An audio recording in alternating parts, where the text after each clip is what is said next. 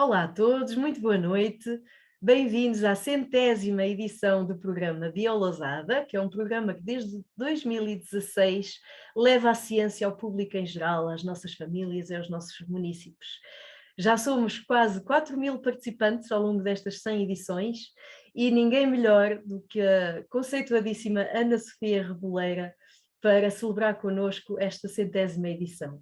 No mundo da biologia, a Ana Sofia dispensa completamente apresentações, mas, e como este vídeo vai ficar para a posteridade, cabe-me aqui apresentá-la. Vou fazer um sumário, porque o currículo da Ana Sofia é muito extenso, mas então, a Ana Sofia é doutorada em Biologia, com especialidade em Ecologia, Biodiversidade e Gestão de Ecossistemas, tem o título de doutoramento europeu também pela Universidade de Aveiro. Atualmente é professora auxiliar no Departamento de Biologia Animal na Universidade de Lisboa e é líder do grupo de investigação em Ecologia Subterrânea do Centro de Ecologia, Evolução e Alterações Ambientais. As suas descobertas permitiram já triplicar o número de espécies exclusivamente cavernícolas conhecidas no nosso país e revelar um novo hotspot de biodiversidade subterrânea mundial em Portugal. É espeleóloga desde muito cedo na sua vida, já visitou mais de 2.000 cavernas e liderou muitas expedições científicas em todos os continentes, exceto na Antártida, e este trabalho permitiu-lhe descobrir e descrever mais de 70 espécies novas para a ciência. Isto é realmente um feito inacreditável. Foi distinguida já com muitos prémios nacionais e internacionais. Já esteve como investigadora e professora também na Dinamarca, na Austrália e nos Estados Unidos. Já coordenou vários, neste momento, 2 projetos de investigação internacionais focados no estudo de ecossistemas subterrâneos à escala global. Tem desempenhado vários cargos de gestão e avaliação de projetos e bolsas de investigação, é um membro de várias sociedades científicas, é autora, editora e coautora e revisora de centenas de publicações científicas, estou quase a acabar. Foi vice-presidente da Sociedade Internacional de Biologia Subterrânea e chair, ou seja, presidente do 24º Congresso Mundial de Biologia Subterrânea, que trouxe pela primeira vez para Portugal. Ora, se este currículo não vos impressiona, não sei o que é que vos poderá impressionar. Ana Sofia, muitíssimo obrigada, eu sei que tens uma agenda muito preenchida e estarás com certeza cansada uma sexta-feira à noite. Por isso é um prazer e um orgulho ter-te aqui entre nós para falar de um tema que para o público em geral não é muito conhecido, mas tende a sê-lo cada vez mais e mais respeitado, muito devido ao teu trabalho. Portanto, muito obrigada por teres aceito e o palco é teu. Obrigada, Milene. Boa noite a todos. É um prazer estar aqui hoje. Na apresentação houve uma coisa que a Milene não disse, que é que nós fomos colegas na Universidade de Aveiro, fizemos as licenciaturas e os doutoramentos mais ou menos na mesma altura e já nos conhecemos há mais de 20 anos. E comentávamos em off que se calhar já não nos víamos presencialmente talvez há uns 10 anos, portanto ainda é mais especial este momento. Obrigada, Ana Sofia. Talvez, é um prazer. Obrigada, então vou começar. Trouxe-vos aqui uma apresentação sobre a biodiversidade e a ecologia dos meios subterrâneos, onde eu trabalho, para vos dar uma perspectiva histórica, uma perspectiva da realidade do conhecimento da biodiversidade no nosso país e também um bocadinho daquilo que nós, enquanto grupo de investigação, fazemos e terminarei a mostrar-vos quem vive debaixo dos nossos pés. Então, peço só que me confirmem que estão a ver a apresentação. Sim? Certíssimo. Então, o meio subterrâneo está desde sempre ligado à nossa história enquanto humanos. Nós temos a memória dessa nossa presença no meio subterrâneo desde tempos imemoriais, e quando avançamos ao longo da história, nós podemos ver que o primeiro registro de um animal cavernícola de que há conhecimento data de há cerca de 12.000 anos, de um período chamado Magdaliano, E a ilustração que nós vemos aqui apontada por esta seta trata-se de um ortóptero, portanto um gafanhoto cavernícola, que foi encontrado numa gruta nos Pirineus franceses e que está gravado no osso de um auroch, que eram os bovinos desta altura, que entretanto já estão extintos. Depois, ao longo da nossa história, da humanidade, na mitologia grega e transversalmente em todas as mitologias, há uma presença muito forte do meio subterrâneo. Por exemplo, a mãe de Zeus, o deus dos deuses, deu à luz Zeus numa gruta, a gruta de Dicte, que se localiza em Creta. Depois o seu irmão, Hades, o rei dos infernos, era o rei dos subterrâneos e governava nos subterrâneos. Se nós sairmos da Europa e formos para a mitologia japonesa, nós podemos ver que a Amaterasu, que era a deusa do sol, representada aqui neste críptico, se escondia numa gruta e voltava a sair de manhã dessa gruta, e assim se dava a natural cadência do dia e da noite, aquilo que em biologia nós chamamos os ritmos circadianos. Depois, ao longo de toda a Idade Média, as grutas, estes meios subterrâneos, eram conotados como locais do inferno, portas do inferno, que eram guardadas por criaturas mitológicas com 3 cabeças e eram, obviamente, habitadas por criaturas fantásticas, das quais se incluíam os dragões. Tudo isto estava profundamente enraizado e ilustrado no pensamento religioso e tivemos que esperar até ao século XVII para termos as primeiras expedições organizadas ao meio subterrâneo. Nesta altura, os exploradores já iam em busca de animais que viviam nas cavernas, animais que não conseguiam encontrar à superfície e, portanto, naturalmente, iam para as grutas em busca de unicórnios. Devo dizer-vos que até hoje ainda não encontraram, mas continuamos à procura. Depois, os primeiros estudos de biodiversidade cavernícola propriamente dita aparecem sob a pena de um investigador dinamarquês, o Schiødte, que publicou em 1939 um livro sobre fauna subterrânea que tinha sido recolhida na zona que atualmente corresponde à zona da Eslovénia, uma zona muito rica em fauna cavernícola, mas na altura, em 1839, este livro foi publicado em dinamarquês, que não é uma língua muito popular do ponto de vista científico. Este livro foi traduzido posteriormente, em 1951, para inglês, sob o título latino de Specimen Fauna Subterrânea, e é um livro muito importante porque, primeiro, providencia a primeira classificação ecológica dos animais das cavernas, na altura muito rudimentar, separando em animais de sombra e animais de escuridão, mas este livro teve um papel extraordinariamente influente para influenciar Charles Darwin e, na sua Origem das Espécies, no capítulo 5, Charles Darwin cita extensamente o trabalho de Schiødte e para ele a fauna das cavernas que nós encontramos em diferentes continentes e que têm características similares não podem ser outra coisa senão uma evidência de uma seleção natural, ou seja, de uma forte pressão ambiental que faz com que os animais tenham aspectos e se adaptem de forma muito semelhante. Bom, eu trabalho numa área que se chama bioespeleologia, que provém bio de biologia, naturalmente, spelaion de caverna e logos de estudo.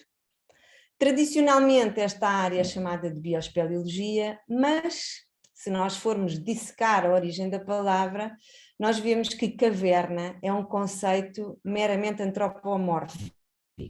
antropométrico, ou seja, um local onde um ser humano cabe é uma caverna, um local de subterrâneo, um espaço vazio subterrâneo, portanto vazio ou preenchido com água, onde um ser humano não cabe, não é uma caverna, mas é um habitat potencial de animais cavernícolas, de vida subterrânea, e são locais onde os animais de pequeníssimas dimensões se podem estender. O que é que eu quero dizer com isto? O que nós visitamos dentro de uma gruta, ou o que nos é permitido visitar, é uma parte ínfima de um ecossistema que, na sua grande maioria, nós simplesmente não temos acesso. Quando nós pensamos em grutas, nós pensamos muitas vezes em grandes espaços subterrâneos, decorados com estalactites, com estalagmites, com cristais fabulosos. De facto, o meio subterrâneo proporciona-nos imagens encantadoras. Em todos os continentes existem centenas ou milhares de pessoas que se apaixonaram por estes meios, mas se nós falarmos com um explorador de cavernas, o que é explorar uma caverna, provavelmente a sua resposta será algo parecido com isto. São lugares estreitos, são enlameados e são cheios de água, onde a progressão é muitas vezes difícil. A água é uma nota comum à maior parte das grutas, pelo menos às grutas que se formam em calcário, como nós conhecemos. Aqui, que temos aqui no continente várias grutas desta natureza, bem próximos de nós, e o que acontece nestas zonas de calcário é que não há circulação de água, praticamente não há circulação de água à superfície. Toda a água que chega à superfície dos calcários, das rochas calcárias, infiltra-se por fissuras ou por pequenas aberturas e vai percolando e vai descendo por gravidade até se acumular nas partes profundas das grutas. O que é que acontece quando chove muito à superfície? Bom, aquilo que todos nós provavelmente nos lembraremos da situação das crianças na Tailândia é que a água começa a circular de forma ordenada e muitas vezes muito violenta em profundidade, causando a morte a muitos exploradores de cavernas com estas situações. Quando nós comparamos, do ponto de vista ecológico, um ecossistema subterrâneo com um ecossistema de superfície, nós teremos três grandes características que são muito importantes para condicionar o tipo de vida que pode existir nestes locais, ou que pode sobreviver nestes locais. Nós temos a ausência de luz, ausência completa, debaixo de terra não há luz absolutamente nenhuma, enquanto à superfície nós temos um ciclo normalmente diário de luminosidade. Nos compartimentos subterrâneos terrestres, portanto aqueles que não estão inundados de água, a umidade é muito elevada, nós temos 100%, muitas vezes as máquinas dão-nos mais de 100%, ora mais de 100% não pode ser porque senão estaríamos a nadar em água, mas a realidade é quase essa, nós temos uma atmosfera absolutamente saturada de partículas de água e isto vai ter muitas consequências na forma como os animais controlam a perda de água nos seus corpos. E depois temos uma temperatura constante. Enquanto à superfície nós temos uma variação anual das médias da temperatura bastante pronunciada, quando nós vamos para baixo de terra as temperaturas são praticamente constantes. Nós temos medições em grutas de Portugal onde a temperatura varia ao longo de um ano inteiro menos de 1 grau Celsius. Portanto, muito menos do que à superfície numa hora.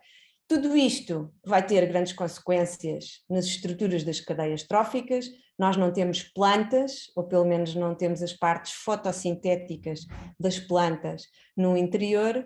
Portanto, quando nós olhamos para a nossa pirâmide trófica dentro das grutas, nós não temos produtores primários a nível de fotossíntese e as cadeias tróficas tendem a ser mais simples, ou pelo menos isso é o que nós ainda julgamos ser verdade. E como vos tinha dito anteriormente, estas grutas não são mais do que uma ínfima parte destes ecossistemas subterrâneos, no entanto são os locais que nos permitem observar estes ecossistemas. A viver em condições tão difíceis, os animais não têm outra opção senão adapt or die. Portanto, adaptarem-se e conseguirem sobreviver neste meio ou então morrerem ou extinguirem-se nestes locais.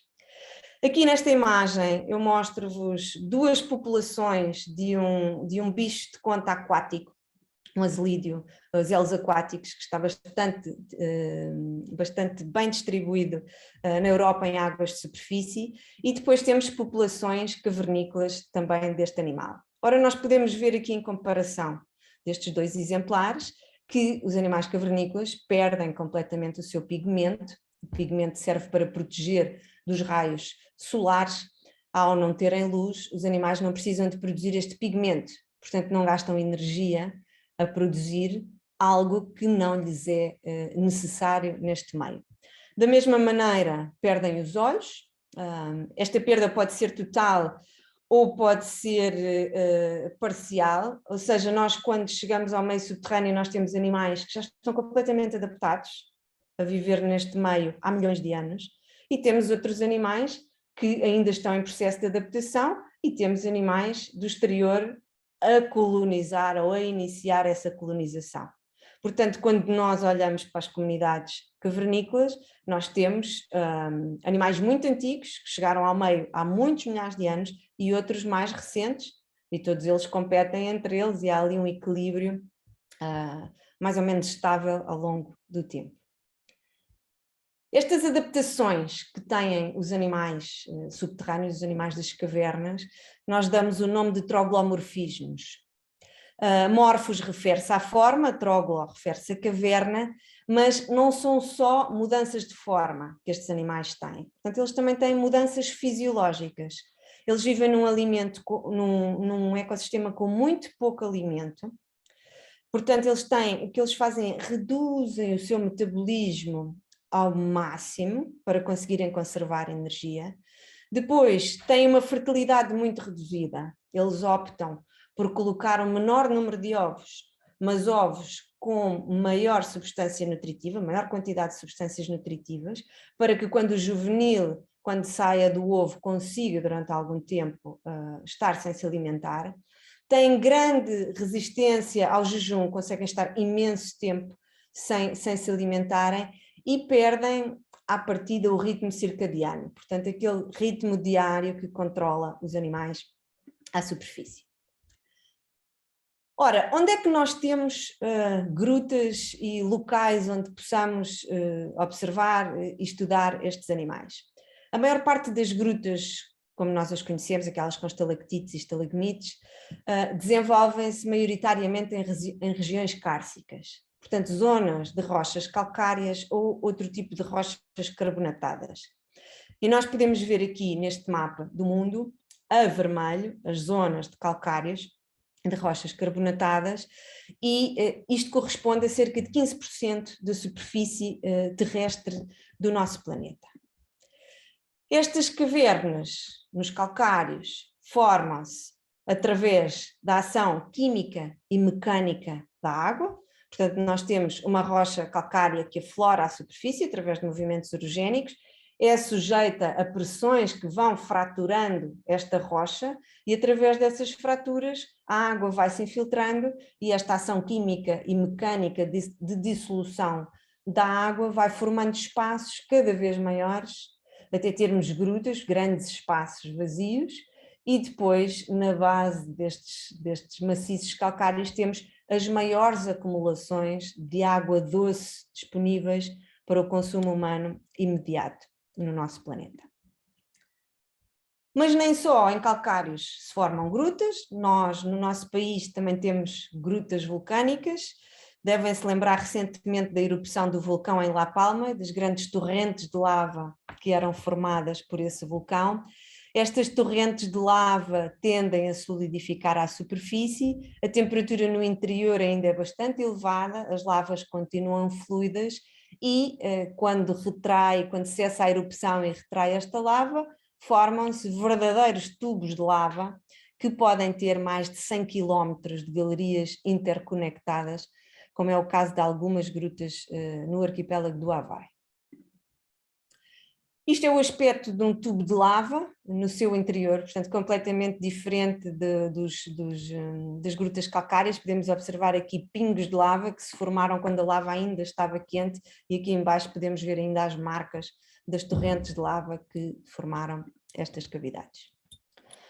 Bom, Aqui em Portugal continental, aqui mostro-vos um mapa que foi elaborado por uma aluna minha de mestrado, Maria João Medina, e aqui a verde nós podemos ver os pontos de distribuição das grutas, da maior parte das grutas conhecidas no nosso país. Portanto, nós vemos que temos uma grande concentração aqui na zona do centro, isto corresponde ao Parque Natural das Serras da Aire e Candeeiros e às zonas de Sicó, Condeixa e Alvaiázere. Temos aqui outras zonas importantes, o Planalto das Cesaredas, o Maciço de Monte Junto, aqui na Península de Lisboa temos várias grutas, a cadeia montanhosa da Arrábida e aqui o maciço calcário do Algarve. Fora destes locais nós temos algumas grutas que pontualmente aparecem em maciços cárcicos ou mármores bastante mais antigos do que as zonas cárcicas que nos aparecem aqui, que são sobretudo jurássicas. A história da biologia subterrânea no nosso país começou em 1931, com a descrição da primeira espécie cavernícola de Portugal, uma aranha. Depois, na década de 40, nós temos um impulso enorme no conhecimento das espécies subterrâneas do nosso país, que se deve em larga medida ao professor Barros Machado, que na altura não havia estradas para cima das montanhas, das nossas montanhas de calcário. Portanto, o Barros Machado ia com o seu irmão de burro e com uma vela explorar, e com uma corda de sisal, explorar grutas e encontrar, recolher e estudar animais cavernícolas. Depois tivemos umas longas décadas em que muito pouco se fez, ou muito pouca biodiversidade se deu a conhecer destes meios, e nos últimos anos temos de facto assistido a um crescimento enorme que só tende a crescer no futuro. Portanto, existe um manancial de biodiversidade desconhecida debaixo dos nossos pés, que está em larga medida por desconhecido e que nos próximos anos irá revelar grandes surpresas. Portanto, em 1916, Portugal juntou-se à Liga dos Países com pontos quentes de biodiversidade cavernícola. Para isto, nós precisamos de ter mais de 20 espécies adaptadas à vida nas cavernas, numa só caverna. Isto não é nada fácil debaixo de terra, a diversidade é muito baixa. Nós, se formos ali a um jardim e levantarmos uma pedra, facilmente conseguimos contar 10 espécies diferentes, mesmo que não saibamos que espécies são, simplesmente porque têm uma aparência muito diferente. Quando vamos para baixo de terra, conseguir 20 espécies numa só gruta é de facto muito raro. E nós temos uma gruta com estas características no Algarve. Bom, os animais das cavernas portugueses trouxeram-nos e vão-nos trazer grandes surpresas. Um desses casos são os pseudoescorpiões. Os pseudoescorpiões são uma ordem de aracnídeos que são bastante comuns nas florestas, sobretudo na manta morta. São animais de pequeníssimas dimensões, portanto este animal aqui deve ter cerca de 2 milímetros. E aqui nós podemos ver um animal, um pseudoescorpião cavernícola, que já apresenta um grande alargamento das patas, tem os pedipalpos com umas pinças bastante mais alargados, e o que nós encontramos nas grutas do Algarve em 2010 foi aquilo que nós chamámos o pseudoescorpião gigante das grutas do Algarve, e a razão pela qual lhe chamámos gigante é porque o animal é de facto muito maior que os restantes animais desta ordem que nós tínhamos nestes locais. Este é um animal absolutamente espetacular do ponto de vista estético, não é pois de estranhar que tenha sido caracterizado classificado como uma das 100 espécies mais espetaculares do nosso planeta recentemente descritas. Bom, posto isto, eu gostava de vos dar uma pequena perspectiva sobre qual é o contributo do estudo dos ecossistemas subterrâneos para a ciência. Primeiro, estes animais contam-nos a história da vida na Terra. São aquilo que nós chamamos os fósseis vivos. O Darwin chamou estes animais os wrecks of ancient life, os naufrágios da vida antiga. E um destes exemplos é precisamente o pseudoescorpião gigante das grutas do Algarve, que eu vos mostrei no slide anterior, e cuja família é uma família relíctica de pseudoescorpiões, portanto, animais muito antigos, e quando nós olhamos para a distribuição mundial desta família, nós vemos que temos a sua presença aqui na Península Ibérica e depois todos os outros representantes desta família se encontram do outro lado do Atlântico. O que é que isto significa do ponto de vista biogeográfico? Significa que estes animais são tão antigos, mas tão antigos no nosso território, que já cá estavam antes dos continentes se separarem, há cerca de 160 milhões de anos. Portanto, estes animais são mais antigos no nosso território do que as próprias grutas onde eles vivem. As grutas são formadas em rochas da mesma idade, e provavelmente só chegaram aos nossos tempos porque se conseguiram refugiar nas grutas que foram formadas depois deles já habitarem neste território e com a estabilidade desse meio conseguiram sobreviver e chegar aos dias de hoje. Depois as grutas são também muito importantes como modelos para estudos de ecologia e evolução. Um dos exemplos é um trabalho que publicámos recentemente, na qual estudámos populações de morcegos cavernícolas que em cima deles têm uns parasitas, uns insetos, umas moscas altamente modificadas, especializadas na sucção do sangue dos morcegos. São moscas que vivem exclusivamente em cima do morcego, não conseguem sobreviver mais de 48 horas longe do seu hospedeiro. E em cima dessas moscas, desses parasitas, encontramos um fungo que, por sua vez, vive única e exclusivamente em cima destas moscas, que vivem única e exclusivamente em cima do morcego. Ou seja, isto transforma este fungo, sobre o qual incidiu o nosso estudo, num hiperparasita. Nós, ao utilizarmos populações de morcegos que vivem em grutas, temos um ambiente muito mais controlado e podemos estudar a prevalência destes fungos nestes parasitas em populações naturais. Isto no exterior seria extraordinariamente difícil nós conseguirmos chegar a uma percentagem fidedigna do que é uma taxa de infecção destes fungos nestes organismos. Depois, o meio subterrâneo dá um contributo enorme e muito negligenciado para os grandes ciclos biogeoquímicos do nosso planeta. Um desses exemplos é o ciclo do carbono. Nós temos o carbono atmosférico, que é fixado pelas plantas através de fotossíntese, depois é decomposto e por respiração volta outra vez à nossa atmosfera. Quando nós falamos em budgets de carbono, descarbonização e todas essas temáticas relacionadas com o carbono, que tanto se fala atualmente, nós estamos única e exclusivamente a fazer contas ao que acontece de superfície para cima. Ora, grande parte desta decomposição da matéria orgânica ocorre no meio subterrâneo e, consequentemente, o meio subterrâneo também é um grande contribuidor para a devolução do CO2 à atmosfera. Depois, as grutas têm também um potencial enorme, a biodiversidade subterrânea, um potencial enorme na descoberta de novos antibióticos, novos bioprodutos com interesse farmacêutico e com interesse para a indústria. Nós já começámos a explorar algumas dessas propriedades em grutas de Portugal. E depois as comunidades bacterianas que habitam nas grutas também são bastante especiais e dão-nos informações também bastante interessantes do ponto de vista biológico e ecológico.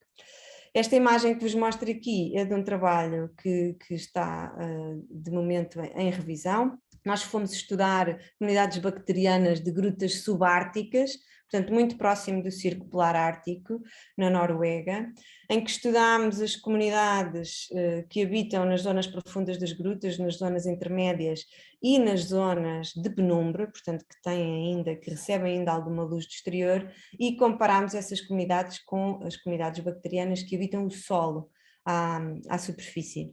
E o que observamos quando olhamos, por exemplo, para a riqueza específica destas comunidades bacterianas, nós conseguimos rapidamente ver que estas comunidades bacterianas tanto das zonas de penumbra, como das zonas intermédias, como das zonas profundas das grutas, são completamente diferentes das comunidades de superfície e, curiosamente, a partir do momento em que nós entramos na influência da cavidade, portanto uma zona que ainda recebe alguma luz do exterior, mas que já está no interior da gruta, as comunidades bacterianas começam a comportar-se como as bactérias das zonas profundas, portanto parece haver um grande filtro ambiental que condiciona logo esta diversidade, mal nós entramos nas cavernas. Depois, dentro deste trabalho, nós fizemos também networks de comunidades bacterianas para ver as associações que as bactérias têm entre elas. Portanto, quanto mais ligações houver entre estes pontinhos que representam as comunidades das bactérias, mais as bactérias cooperam e mais interação têm umas com as outras. E o que nós conseguimos ver rapidamente através desta imagem é que, de facto, as bactérias, ao viverem num ambiente com muito pouco alimento, como é o caso das grutas, há uma maior diversidade de bactérias e essas bactérias cooperam mais para, provavelmente, conseguirem sobreviver num ambiente tão pobre em nutrientes. Para terminar, nós não temos grutas em todos os locais terrestres do nosso planeta, mas nós temos ecossistemas subterrâneos em absolutamente toda a subsuperfície do nosso planeta. Esses ecossistemas subterrâneos são as águas subterrâneas. As águas subterrâneas, quando chove, a água infiltra-se e estas águas subterrâneas são o habitat de uma grande diversidade de animais, sobretudo de crustáceos, adaptados à vida subterrânea, e são estes crustáceos que vivem nestas águas subterrâneas que garantem a qualidade ecológica e também a qualidade da água e que garantem que tenhamos água em qualidade para utilizarmos. Debaixo de terra estão 97% dos recursos globais de água doce que estão disponíveis para o consumo humano imediato, sem ser aqueles que estão congelados nas calotes polares.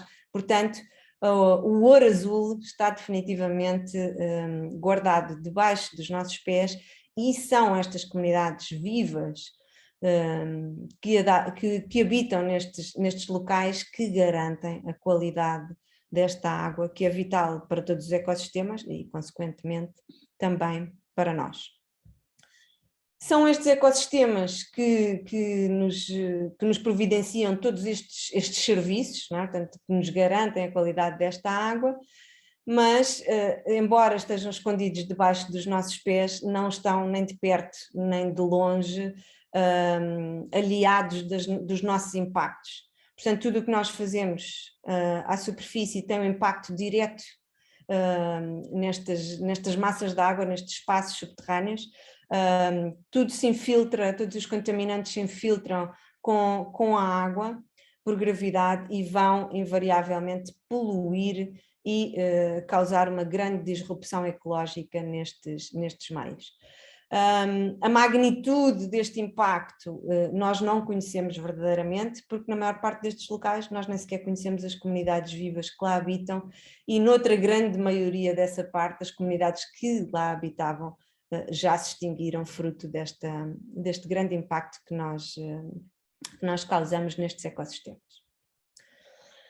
Bom, como é que nós estudamos ecossistemas que na sua grande extensão não conseguimos aceder? Bom, eu cresci a ler Júlio Verne, o meu livro favorito é A Viagem ao Centro da Terra, e como podem imaginar tinha grande curiosidade em visitar a gruta mais profunda do planeta. A gruta mais profunda do planeta, nesta altura, que foi há mais de uma década, tem mais de 2 km de profundidade. Não é muito fácil ter a noção do que é que são 2 km de profundidade quando nós mostramos um perfil, um mapa de uma gruta, mas estamos todos mais ou menos familiarizados com a altura da Torre Eiffel. Portanto, se eu colocar a altura da Torre Eiffel ao lado de um perfil desta cavidade, a Torre Eiffel parece mais ou menos como isto. Portanto, isto são 2 km de profundidade e nós, o ser humano, para explorar o espaço, construiu foguetões e fomos ao espaço. Para explorar o mar profundo, construímos submarinos e fomos ao fundo das fossas marianas, mas atualmente para explorar grutas isto ainda continuamos dependentes da força humana. Para baixo a gravidade ajuda, para cima nem por isso. Enfim, para se montarem trabalhos biológicos em cavidades com estas condições, é preciso primeiro nós deslocarmos-nos ao local onde estão estas cavidades. As cavidades mais profundas do planeta, existem duas atualmente com mais de 2 km, estão localizadas no Cáucaso Ocidental, numa zona relativamente conflituosa, que é a República da Abcásia. Depois não se chega facilmente, as grutas estão no meio das montanhas, em zonas bastante inacessíveis, sem estradas, e isto é trabalho, força humana, e para isto são precisas cerca de 30 pessoas durante 30 dias para nós conseguirmos realizar um trabalho destes. Não há nada lá em cima das montanhas, portanto nós temos que levar gasolina para os geradores, gás para cozinhar, toda a comida, todos os equipamentos, são 3 km de corda para chegarmos ao fundo destas cavidades. Depois as cavidades, a maior parte das cavidades não são horizontais, portanto nós temos que fazer recurso de técnicas verticais, de progressão vertical, para acedermos também a estes locais, podermos estudá-los. As grutas mais profundas nós não conseguimos chegar lá abaixo e regressar no mesmo dia, portanto temos que montar acampamentos na cavidade.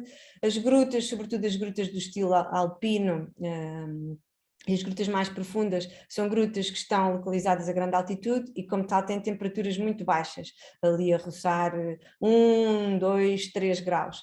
Portanto, temos umidade de 100%, temos água a cair por gravidade em todo o lado, temos temperaturas muito baixas, portanto isto é um desafio do ponto de vista físico bastante grande, e a partir do momento em que nós entramos nestas cavidades é sempre a sofrer até sairmos de lá. Enfim, depois, à parte de toda esta progressão, é preciso fazer o trabalho biológico. Os animais cavernícolas são muito difíceis de ver, são muito raros, portanto, na maior parte das vezes nós utilizamos armadilhas para atrair estes animais e depois deixamos passar algum tempo para retirarmos o conteúdo dessas armadilhas para podermos depois trazê-los para o exterior e estudar os animais.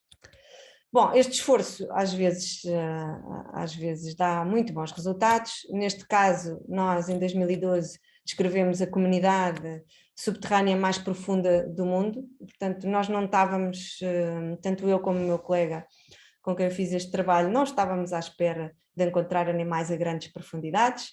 Não encontramos animais a grandes profundidades, encontramos uma comunidade composta por detritívoros, predadores, animais aquáticos, animais terrestres, grandes, pequenos, a viver abaixo dos 2 km de profundidade e ao longo de toda a extensão da cavidade. Isto é uma perspectiva da gruta mais profunda do mundo, agora é a segunda gruta mais profunda do mundo, por meia dúzia de metros, na altura não era, e aqui nós podemos ver os nomes das espécies e as profundidades às quais foram encontradas. Portanto, nós temos mais animais junto da zona da entrada, que é também onde temos mais alimentos, depois temos fauna ao longo de toda a cavidade e depois o nível freático sobe pelo menos 2 vezes por ano até aqui cerca de 2.500 metros de altitude e retrai, e estas águas subterrâneas são ricas em animais de grandes dimensões que depois ficarão presos em pequenas poças ao longo da cavidade e irão também alimentar os animais terrestres que aqui vivem. Bom, nesta altura descrevemos também o animal terrestre mais profundo sempre, que continua a manter o seu recorde, são quase 2 km de profundidade, e na altura este colêmbulo foi bastante, percebeu o que era a viralização da internet e havia imagens deste colêmbulo em várias línguas nesta altura, e foram cerca de 60.000 entradas no Google numa semana, qualquer coisa, para um animal que tinha acabado de existir para a ciência. Bom, nós também fazemos trabalhos experimentais com animais das cavernas, e uma das grandes dificuldades de trabalhar com animais das cavernas é que eles estão muito adaptados ao seu habitat, e quando os retiramos das cavernas, a maior parte deles não consegue sobreviver. Portanto, a maior parte destes animais nós não conseguimos de facto levar para o laboratório e mantê-los em laboratório, pelo menos para que eles sobrevivam nas condições ideais para nós podermos realizar as nossas experiências. Portanto, se nós não podemos levar os organismos para o laboratório, o que fazemos muitas vezes é levar o laboratório para a gruta, e muitas destas experiências nós literalmente empacotámos o laboratório e fomos pela Europa fora a várias grutas onde haviam populações de várias espécies que nós queríamos experimentar. Aqui podem ver, isto é um material para uma pessoa, para uma saída de campo desta, isto é uma parte do laboratório e o resto são outro tipo de equipamentos, e cá está, montávamos literalmente o laboratório dentro das cavidades. Enfim, nem todo o trabalho que nós fazemos com ecossistemas subterrâneos, nós não temos que ir ao meio subterrâneo sempre que trabalhamos com animais subterrâneos ou com ecossistemas subterrâneos.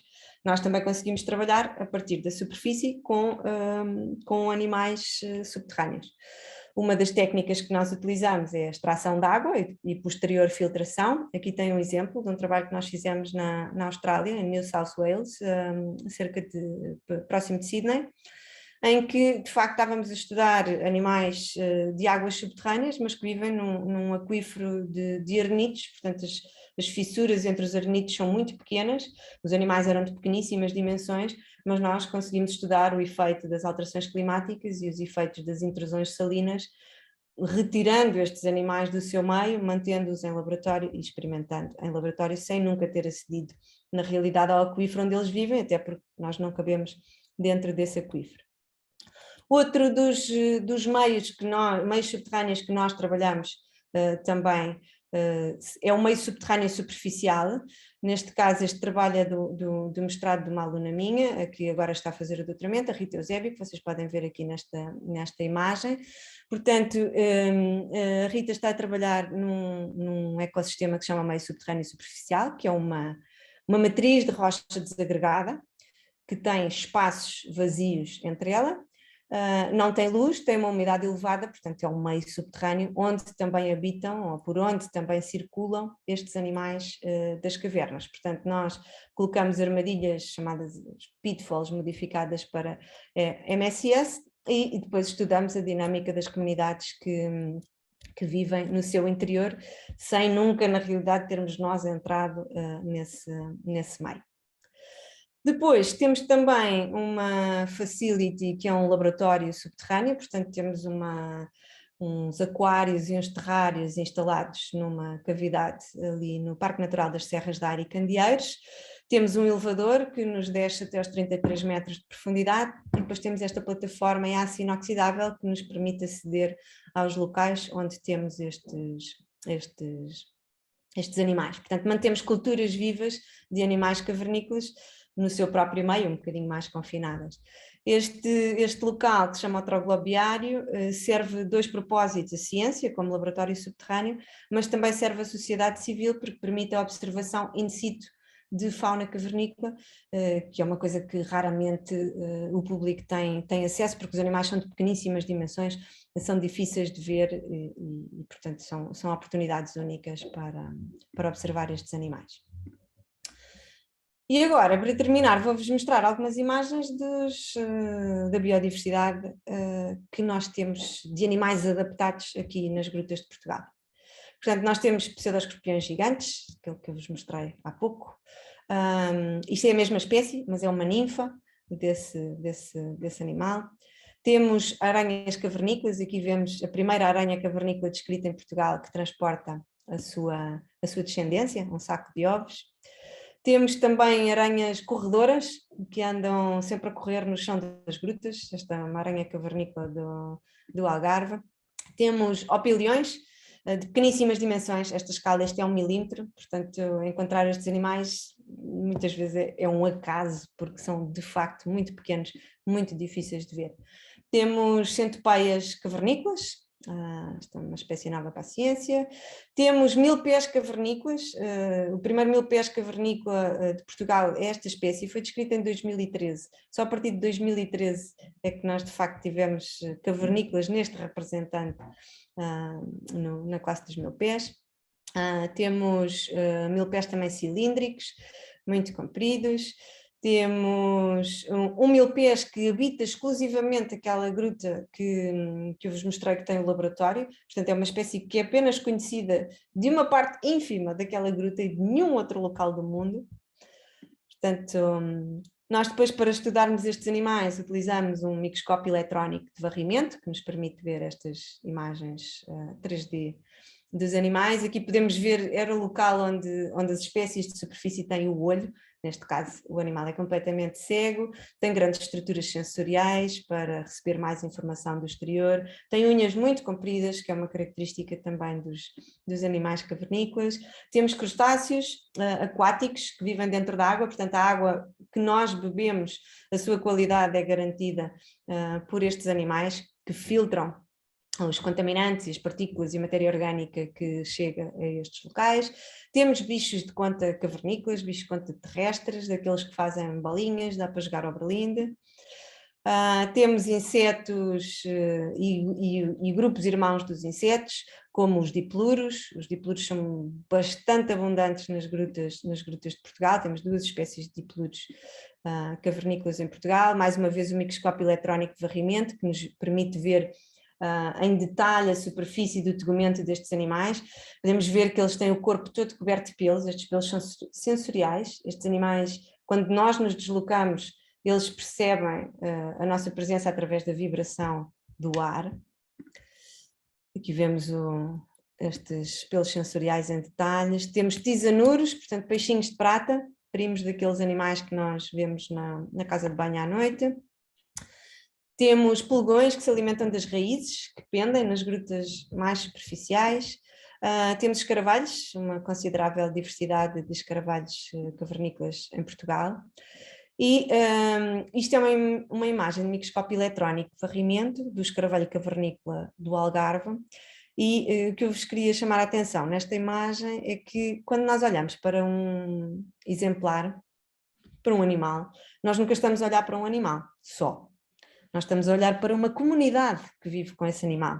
E aqui nós conseguimos ver bem esse exemplo. Este animal tem um fungo ectoparasítico que vive exclusivamente em cima deste animal, portanto já temos um animal e um fungo. E tem também aqui um ácaro, provavelmente, não sabemos bem se anda à boleia ou se está a alimentar do próprio escaravelho. Portanto, quando nós olhamos para um animal, estamos a olhar para uma comunidade de seres vivos que habita em associação, em íntima associação com aquele animal. Portanto, a biodiversidade é sempre maior do que aquela que nós vemos à primeira vista. Temos também escaravelhos staphylinídeos, no caso deste domínio, e temos um escaravelho cavernícola aquático em Portugal. Por enquanto, este animal foi o animal cavernícola do Ano Internacional das Grutas e do Karst, 2021, do ano passado. E para terminar temos também morcegos. Eu não estudo morcegos diretamente, mas quem anda nas grutas é impossível não se tropeçar com estes curiosos e simpáticos habitantes das cavernas. E era isso, o trabalho que eu vos mostrei, como devem calcular, é fruto do trabalho de muitas pessoas, seria impossível listá-las todas, mas convido-vos a visitar a minha página, onde tem lá uma extensa lista de todas as pessoas que têm contribuído para estes trabalhos. Obrigada, Milene, passo-te agora. Obrigada, Sofia. Bem, que espetáculo, foi mesmo super interessante. Deixem-me partilhar aqui alguma coisa convosco, que eu acho que a Sofia não se vai importar. Nós, já no tempo da licenciatura, a Sofia tinha uma alcunha na Universidade de Aveiro com os nossos colegas, que era a super Sofia. Milene, o que tu foste fazer? Acho que não há mal nenhum nisto. Já estão a perceber porquê, não é? Este arrojo, esta coragem, este dinamismo. Bom, tens outro nome, que é a Mulher das Cavernas, mas isso não é só aqui na Universidade de Aveiro, é um nome que vem com os ossos do ofício. Olha, Sofia, espetacular. Mais uma vez, muitos parabéns pela tua carreira.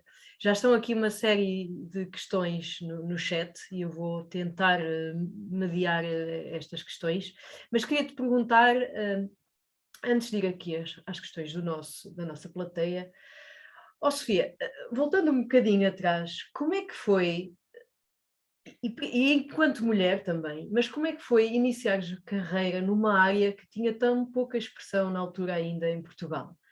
O que é que clique é que tiveste enfim, como é que foi esse caminho? Porque realmente não é fácil de se ingrar e de te inspirares para construir uma carreira à volta de um tema que cá ainda não era muito falado. Bom, a vida não é uma linha reta, não é? Isto Claro. não foi um caminho reto, nunca é, e não continuará a ser. Eu gostava muito de grutas, sempre gostei muito de grutas. Eu tinha 6 anos, fui a uma gruta turística e fiquei absolutamente impressionada com aquilo. Mas na minha família não há espeleólogos, portanto eu não tinha qualquer hipótese, zero, de ser autorizada a sair para as cavernas, não é? Devem calcular. Depois na minha escola secundária havia um grupo de espeleologia. E depois de tanto moer o juiz em casa, lá me deixaram fazer o curso de espeleologia, devia ter aos 14 anos, por aí. Pronto, e depois comecei a ir a grutas não turísticas e depois aquilo foi uma viagem sem retorno. Fiquei de facto maravilhada com aquilo e queria ser geóloga para estudar grutas. Entretanto, no secundário, apaixonei-me pela biologia, tive biologia, apaixonei-me pela biologia e depois fiquei extraordinariamente dividida. E tive que escolher, e foi quando estava a preencher o boletim de acesso ao ensino superior, foi no último instante que coloquei Biologia em primeiro lugar e entrei em Biologia. E depois, quando estava a estudar, foi já na licenciatura em Aveiro, que nós fizemos mais ou menos juntas, ali mais ou menos na mesma altura, pronto, descobri que havia animais que viviam só nas grutas. Então aquilo parecia-me fantástico, estavam adaptados àquele meio, parecia-me ali, pronto. E depois queria trabalhar nisso, só que de facto não havia na altura quem me pudesse orientar nisso.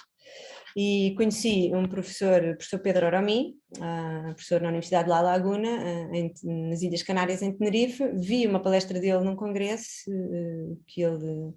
num congresso que ele veio cá em Portugal, e fiquei absolutamente maravilhada. Disse: é isto, quero trabalhar com este senhor e quero trabalhar nisto.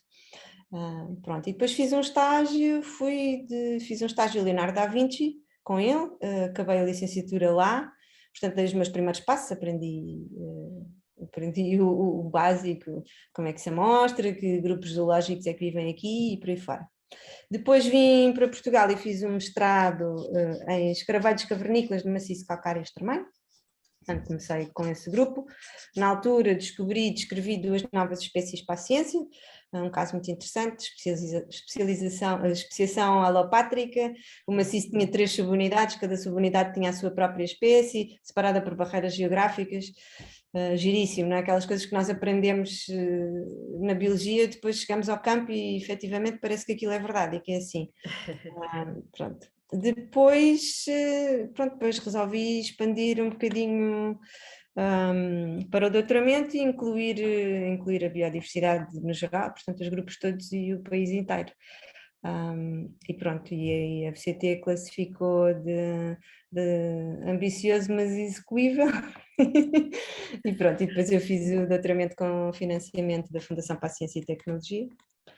E pronto, e depois fui-me especializando um bocadinho mais nesta área, depois fiz um pós-doc na Dinamarca e depois iniciei funções de professora na Universidade de Copenhaga e em setembro de 2020 na Faculdade de Ciências da Universidade de Lisboa. Espetacular, é mesmo como dizes, não é a vida, não é um percurso linear e se calhar uma pessoa não acorda a dizer, olha, eu quero ser especialista nesta área, também são as experiências que vivemos que nos levam lá.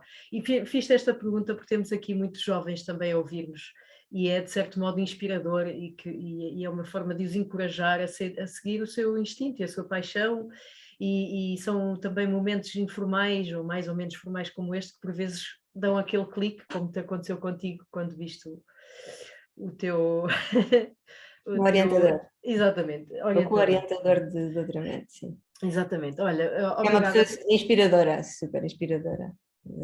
Eu sou só uma das que ele inspirou, porque ele inspirou uma legião de alunos nos últimos anos e de jovens, alguns já não são jovens investigadores, não é? Porque ele tem uma carreira muito longa, formou-se agora recentemente, e há várias pessoas que tiveram o prazer de trabalhar com ele e que foram brindadas com essa inspiração. E como é que sentes tu fazeres parte? Tu és essa pessoa para muitas pessoas cá em Portugal, essa pessoa que diz, eu quero fazer isto, ela inspirou-me. Como é que tu sentes, de certo modo, essa responsabilidade de inspirar o trabalho de tanta nova gente? E tu própria mostraste a expansão do trabalho que está a ser feito em Portugal. Sentes, não sei, orgulho, responsabilidade, um misto? Responsabilidade. Bom, posso confidenciar aqui que antes divertia-me muito mais a ir às grutas. Agora, quando vou às grutas, sobretudo com alunos, tenho muito menos diversão, porque passo a vida, pronto, a tentar que eles não se matem, não é? Sim. Olha, Sofia, estão aqui muitas pessoas, toda a gente a dar-te os parabéns, por tudo, não é? Pelas descobertas, pela coragem, pela inspiração. Eu imagino que todo este teu percurso não tenha sido só rosas, no sentido de chegas ali, descobres coisas, de certo, e pelo próprio ambiente subterrâneo, e tu mostraste algumas imagens, deve haver momentos, não sei, em que sentem medo ou em que as coisas se complicam e não sei, estou aqui a imaginar alguém que sentá-la numa rocha. Será que podias partilhar assim um momento de superação? Em trabalho de campo? Sim. Olha, eu tive bom, isto não foi trabalho de campo, era um passeio, na realidade aquilo era um passeio, nós estávamos de férias e fomos a uma gruta ali na Cantábria em 2003 e uma coisa relativamente fácil, era um passeio de 6 horas, 220 metros de desnível horizontal, entrávamos no cimo da montanha, chegávamos ao rio, entrávamos no rio, íamos aí pelo rio fora a descer algumas cascatas e saíamos com a nascente, que depois ainda tem mais umas cascatas. Pronto, e aquilo, o sítio é espetacular e aquilo ia ser espetacular, mas choveu todo dia, toda a noite. Pronto, e o resto vocês já podem imaginar, não é? Porque acompanhámos a história das crianças na Tailândia, pronto, e nós estávamos no rio. E a sensação é como se estivéssemos dentro de uma máquina de lavar, quando começa a meter água, porque aquilo está cheio de furos e depois a água entra por todo lado. E de repente é água por todo lado. Depois o barulho, isso é uma coisa que não sei se... Provavelmente quem não está nestas circunstâncias não tem a percepção. Nós estamos num espaço fechado, com água em grande movimento. Portanto, o barulho é ensurdecedor, nós não conseguimos falar com o vizinho do lado. Depois nós estávamos com fatos de neoprene, não é? Portanto temos que levantar o gorro e literalmente gritar no ouvido da outra pessoa. Depois toda aquela água levanta-se a um spray enorme. Portanto nós também não vemos nada. Não é? Como se estivéssemos num nevoeiro intensíssimo. Portanto, não se vê, não se ouve, e a água por todo lado, muito fria, a água estava a 4 graus e tivemos 24 horas nestas condições. Julguei que morria. Houve uma altura que achei que morria, houve outra altura em que tinha a certeza que morria, e depois quando saí nem queria acreditar. Não é? Pronto. Bom, pois, eu imagino que eu vocês... felizmente nunca tive um acidente. Tive vários incidentes, como é normal, porque só não tem incidentes quem não anda nestas circunstâncias. Felizmente nunca tive nenhum acidente grave e nunca estive numa expedição em que acontecesse uma coisa realmente grave. Entenda-se, alguém morrer ou ficar pronto, muito, muito maltratado. Não? Pronto. Tivemos vários incidentes e várias situações. Tivemos, olha, uma vez nos Pirineus, nesta gruta que mostrei ali o acampamento, o bivac. Aquilo era um meandro estreito e um dos nossos companheiros escorregou, ficou entalado no meandro, mas com as pernas no ar. E não conseguia sair. Ora, uma pessoa que não encosta os pés ao chão durante algum tempo, o sangue não faz retorno e não volta. Pronto, e aquilo foi complicado, tirar a pessoa de lá. Depois a gruta era muito fria, tinha 1 grau ou 2, cheios de água por todo lado, é horrível. Mas pronto. Pronto, obrigada por partilhares isso. Eu imaginei que fosse assim algo do género, e como tu sabes, eu trabalhei um bocado com morcegos, e a mim causa-me alguma claustrofobia este tipo de ambientes. Portanto, eu admiro-vos muito a coragem de estar horas e horas e dias nestes ambientes. E temos aqui o Alberto e o João a perguntar mais ou menos o mesmo. Como é que vocês lidam com as diferenças de pressão? Se é preciso levar equipamento, botijas de oxigênio, por exemplo, alguma coisa desse género para este tipo de ecossistemas? Não, normalmente é assim, a pressão atmosférica nas grutas é igual à pressão atmosférica no exterior, que vai Tem dar contacto, sim. o contacto, portanto é uma coluna de ar. O que acontece e que é muito chato, e nós em Portugal cada vez mais temos isso, ou pelo menos cada vez mais temos a consciência disso, e cada vez mais temos medidores para isto, é que temos problemas de grandes concentrações de CO2. Ou melhor, baixas concentrações de O2. Portanto, nós temos esta gruta, por exemplo, esta gruta que é o hotspot de biodiversidade subterrânea em Portugal, nos últimos anos em que lá tenho ido, na última sala respira-se mal, muito mal. E então eu comuniquei isto à Câmara, responsável por aquilo, e foram lá medir. E a percentagem de oxigênio é 18,5. Ora, isto é muito próximo da morte cerebral. Pronto, mas eu já sabia porque tinha estado lá e tinha respirado, e enfim, quando nós temos alguma experiência, portanto há uma série de sinais, eu fico com uma dor de cabeça aqui, fico com a respiração ofegante, dispara-me o coração, portanto eu já sei que o ar não está a grande coisa. Mas temos algumas situações dessas complicadas. Depois, por exemplo, nas grutas vulcânicas, não nas grutas vulcânicas em si, porque normalmente tem uma boa ventilação, a melhor ventilação, mas nas minas vulcânicas, nas minas de água, portanto eles em Tenerife, por exemplo, extraem água com minas horizontais, fazem minas horizontais nas montanhas. E essas, aí não há ventilação natural e há acumulação de monóxido de carbono. E pronto, vai o primeiro cai, vai o segundo cai em cima, pronto, e até ir alguém com oxigênio caem e ficam lá todos. Pronto. Mas isso não são cavidades naturais. Realmente é bom. É um desafio todo o vosso trabalho e é também, independentemente do ambiente onde tudo isto se processa, tu tens, e és conceituada por isso, pelo número de novos taxa, o novo número de espécies que tu identificaste para a ciência. Para quem não está muito familiarizado com esta questão, podes-nos explicar um bocadinho como é que é este processo de descobrir que uma espécie ainda não está descrita? Então, uma pessoa encontra o animal, não é? Depois vai estudar o animal, bom, o animal ou o fungo, ou seja o que for. Exato. E depois tem que comparar com tudo o que se conhece até hoje.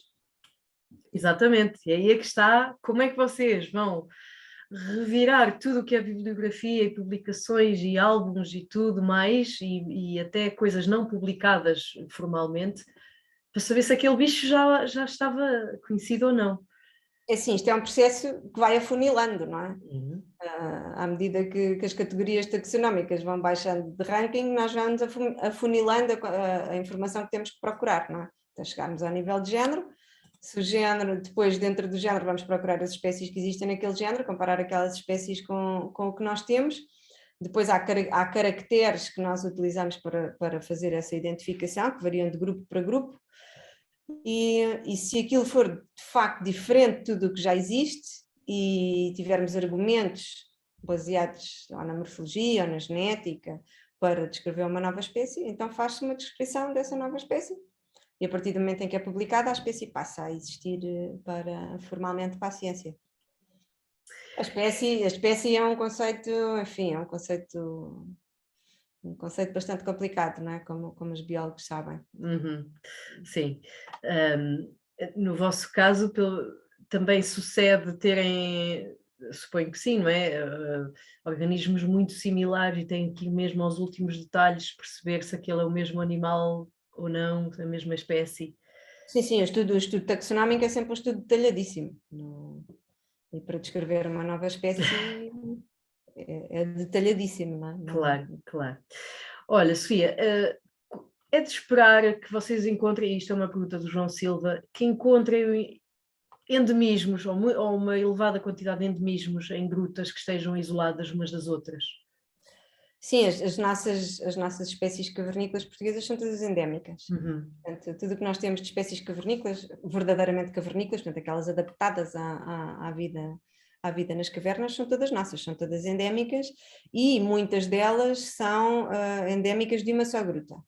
É Isto não isso. quer dizer necessariamente que elas só existam naquela gruta, quer dizer que se conhecem apenas daquela gruta. Uhum. Provavelmente, se aquela gruta estiver conectada com outra através de fissuras, potencialmente o habitat daquela espécie estará até ali, mas a grande maioria delas estão confinadas aos maciços onde ocorrem. O nosso conhecimento é que é sempre insuficiente, não é? Porque nós não acedemos ao meio, começa logo por aí. Pois, claro. E é uma área cada vez mais em expansão, mas que até há pouco tempo ainda, enfim, há muito que descobrir, não é? Nessa área. Olha, agora vou fazer um conjunto de questões mais rápidas e mais práticas que as pessoas foram aqui deixando. Por exemplo, a Maria Teresa Rito pergunta-te se há na equipa quem também estude fungos. Sim, nós estudamos também um grupo de fungos que são parasitas de artrópodes. Portanto, vivem exclusivamente em cima de artrópodes. Muito bem. Tem todo o seu ciclo de vida em cima dos artrópodes e são os fungos muito especiais. É super especializadíssimos. Chamam labubeniales. Outra questão muito rápida, se tens conhecimento de alguma investigação nas grutas do distrito do Porto, por exemplo, nas grutas de Valongo. Bom, as grutas de Valongo, se não estou equivocada, são minas, não é? Portanto, são construções humanas, não são grutas naturais. Não tenho conhecimento de estudos aí. Uhum. Qual é o tamanho, isto agora parece um quiz, tu respondes a pergunta. Qual é o tamanho aproximado do adulto do pseudo-escorpião do Algarve? Isso é pá, sim. Xi. Não, estou a brincar. Tem 2 centímetros. Ok. Pois, tu tinhas, geralmente são sempre bichos muito diminutos. O troglobiário se pode ser visitado? O troglobiário pode ser visitado. Agora, por causa do Covid, eu desconfio que ainda não abriram, esteve fechado ao público, mas penso que vão abrir em breve. Portanto, é fazer a marcação com o Parque Natural das Serras da Área de Candeeiros, que são eles que fazem a gestão do espaço. Troglobiário tem sobretudo visitas de escolas, muitas escolas e muitas crianças que visitam o espaço, ou visitavam antes do Covid. Sim, exato. E nesse seguimento, faço-te agora uma questão sobre a tua opinião sobre este tipo de turismo espeleológico ou de atividades com grupos. De certo modo, vocês trabalham também para a proteção e conservação de uma biodiversidade muito particular. Este tipo de turismo e de experiências de turismo espeleológico há de ter o bom e o mau, não é? Podes falar-nos um pouco sobre isso? Olha, toda a atividade espeleológica tem um impacto. Não é? Nós não levitamos, portanto, nós pisoteamos o chão, os animais vivem no chão. Nós pisoteamos com calçado que andou na rua e que introduz elementos, bactérias e afins e matéria orgânica e contaminantes e tudo para o interior das cavidades. E nas grutas não existem só animais, não é? Também existem valores geológicos, geofísicos, arqueológicos, and so on. Portanto, há muita coisa a preservar nas grutas que não só a biologia. Portanto, as grutas são locais perigosos, começando pelo início, que devem ser visitados por pessoas com formação. Portanto, se as pessoas querem visitar as grutas, o primeiro conselho que eu dou é que primeiro façam formação para poderem progredir em segurança nesses locais. Depois, o turismo. Existem grutas habilitadas para o turismo, não? As chamadas grutas turísticas e semiturísticas, como é o caso do Algarve do Pena, onde está este laboratório subterrâneo. E, portanto, acho que há locais onde as pessoas podem fazer isto. Depois, quem quiser visitar grutas de uma forma, chamamos-lhe assim, mais desportiva, deve entrar em contacto com as associações de espeleologia que têm os conhecimentos para poder enquadrar e, quer dizer, no fundo, monitorizar essa visitação de uma forma que tenha o mínimo impacto possível. Exato. E poderá, agora vou fazer aqui um bocadinho de advogada do diabo, porque não só na tua área, quase que todos os biólogos recebem estas perguntas. Porquê é que investimos tanto dinheiro e tantos esforços a proteger este escaravelho ou aquele habitat? Ou as pessoas perguntam, o que é que a minha qualidade de vida tem a ver com a proteção dessas espécies e desses esforços que são feitos? E eu, enfim, enquanto bióloga, eu e os colegas com quem trabalhamos damos as nossas respostas e percepções, mas uma vez trabalhas com bichinhos que de certo modo ainda são bom, para o leigo, são invisíveis, digamos, as pessoas não acordam a pensar nos teus animais, não é? Nesta fauna. Podes partilhar connosco qual é a importância de a proteger? A biodiversidade em si é um capital natural que não precisa de qualquer justificação para a proteger. Começando por aí. Depois, do ponto de vista do património subterrâneo, da biodiversidade subterrânea, eu acho que o argumento mais forte, provavelmente para convencer a opinião pública, é que 97% dos nossos recursos hídricos disponíveis, de água doce, disponíveis para o consumo humano imediato, estão debaixo de terra. E são estas comunidades que nos prestam o serviço de purificar e de limpar esta água. E pronto, e é isso que garante que tenhamos água em qualidade. Claro, e aliás acabaste de responder à questão da Maria Rocha, que perguntava qual era o papel destes organismos na qualidade da água dos aquíferos, e está respondido.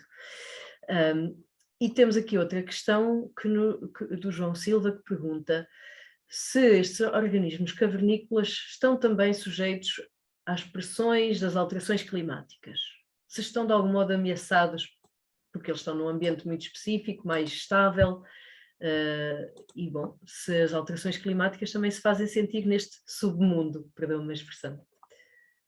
Ora, eu tenho aqui uma aluna de mestrado minha, que é a Maria João, que está aqui sem vídeo, mas que está a fazer um mestrado nessa área. Talvez ela queira responder a essa questão. Olá, boa noite. Olá. Eu estou a trabalhar para a dissertação de mestrado exatamente nisto, como as alterações climáticas vão afetar o meio subterrâneo. Pronto, como a professora Sofia disse, o meio subterrâneo, a temperatura no meio subterrâneo é muito constante e é constante ao nível da temperatura média anual à superfície, o que significa que se a temperatura média anual à superfície aumentar, como é aquilo que se espera que venha a acontecer e que está a acontecer devido às alterações climáticas, também a temperatura no meio subterrâneo vai aumentar, que vai afetar várias espécies, especialmente espécies ectotérmicas que dependem da temperatura do seu ambiente para regularem a sua temperatura corporal. Por isso, sim, sem dúvida. Obrigada, Maria João. Obrigada. Bom, e como em todas as áreas, também as formas e as metodologias de estudar estas matérias e enfim, de dar resposta às alterações que vamos sofrendo, o André pergunta se acham que as novas tecnologias poderão de algum modo ajudar no estudo da biologia destes ecossistemas, e eu junto a questão de e se podem ajudar a protegê-las, no vosso entender, de algum modo as novas tecnologias se podem aqui ajudar-vos. Sim, nós estamos sempre muito entusiasmados em utilizar novas tecnologias. Ainda, bem, já não foi ontem, mas aqui antes da pandemia levámos um ROV para dentro de uma gruta para ver se conseguíamos instalar substratos artificiais debaixo d'água e que fossem posteriormente colonizados e depois ir buscá-los com meios mecânicos, sem termos que lá ir nós, lá dentro da água, não é? Profundidades dentro da água. Sim, e claro, cada vez a tecnologia desenvolve melhores métodos de monitorização e tudo isso, portanto, enfim. Agora, estamos sempre bastante limitados, nós não temos internet nas grutas, não há telemóveis, não há, enfim, e os computadores com umidade a 100% também não duram, aliás, nada que não esteja perfeitamente estanque dura muito tempo. É mesmo outro mundo. E temos aqui na plateia muitos biólogos, mas biólogos de superfície, chamemos-lhe assim, e que, enfim, é realmente outro mundo e outra forma de trabalhar, e todas essas tecnologias, o acesso às coisas e à energia fica condicionado e é até bastante difícil de pôr-nos no vosso lugar para fazer esses estudos. E por falar nestes biólogos... E não há fichas de eletricidade lá dentro, não é? Também não se pode carregar não nada. há o tão básico como a luz, não é? E as lanternas não resolverão todas as situações, porque têm um âmbito, um foco muito localizado, o som, todas essas limitações. Falava aqui dos biólogos de superfície e o Luís Guilherme, que é aqui colega em Lousada, pergunta se estas espécies cavernícolas foram contabilizadas no livro vermelho dos invertebrados. Pois, eu não estou envolvida no livro vermelho dos invertebrados. O que nós temos vindo a fazer é que temos vindo a publicar os perfis de conservação de espécies de acordo com o Red Listing, com os critérios da União Internacional de Conservação da Natureza. Publicámos o ano passado para os coleópteros, para os escaravelhos. Agora há de sair esta semana ou para a próxima dos bichos de conta terrestres e hão de sair os seguintes ao longo do próximo ano. Alguns grupos. Muito bem, bom, eu aproveito este momento para relembrar a nossa plateia que ainda não se inscreveu para receber as lembrancinhas, as prendinhas da edição número 100 do Biolousada, tem no chat o link para nos deixar o nome e morada, para nós enviarmos por correio. E pergunto se alguém dos presentes quer fazer uma pergunta por via áudio à Sofia. Quem quiser, deixa aqui o nome escrito que eu já peço para abrirem o microfone, se alguém quiser. Sofia, eu sei que tu apresentaste, mas estão aqui várias pessoas a fazer a mesma pergunta. Pedia-te o favor de recapitulares que adaptações morfológicas é que estes organismos têm para viver nas profundezas e lidar, por exemplo, com um baixo nível de oxigénio. Podes-nos recapitular um bocadinho do que é que os torna tão fantásticos? Essa parte eu já expliquei na apresentação. Eu sei. Portanto, como é que eles respondem à hipóxia? Não sabemos. Ainda não há estudos, não há grandes estudos nessa área. Mas deve ser interessante a microalgas, não é mais certeza. Não sei se esta pessoa queria falar ou não, mas se quiserem falar, por favor, indiquem no chat que querem falar. Entretanto, o André Oliveira pergunta se existem medidas estabelecidas para a proteção destas espécies. Ainda para mais com, por exemplo, a exploração de minérios como o lítio. Se estão previstas... Não, em Portugal continental não estão. Em Portugal continental não estão protegidas ainda. Exato. E a Carla Rego, da SPEN e também da FECUL, acaba de responder que de facto a lista vermelha não abrangeu estas espécies. Bom, ninguém se está aqui a inscrever para falar por via áudio e, portanto, eu vou começando a agradecer a todos a presença e à Sofia pela disponibilidade e para responder a todas estas questões e para estar aqui este serão connosco. Espreitem mais uma vez o chat, quem ainda não se inscreveu para receber as suas prendinhas, porque eu recebi menos moradas do que o número de pessoas que está a assistir, portanto está aqui o link no chat. E estás a receber muitos obrigados e muitos parabéns, sem surpresa, não é, Sofia? Bom, é impressionante o vosso trabalho, o teu trabalho em particular. Acho que esta sessão foi muito esclarecedora. E, bom, resta-me agradecer a todos, a ti. Não sei se queres finalizar com algum comentário, Sofia. Quero agradecer o convite e às pessoas que estiveram aqui connosco hoje. E, enfim, se houver interessados em trabalhar nestes temas, venham ter connosco. Com certeza, e esta será mais uma sessão, com certeza, de inspiração. Estará em breve disponível no YouTube. Até lá, resta-me agradecer e convidar-vos a todos para estarem atentos às divulgações das novas sessões BioLousada e que estaremos aqui para celebrar o 2º centenário, espero eu. Sofia, muito obrigada a todos e o resto de uma boa noite e bom fim de semana. Obrigada, boa noite a todos.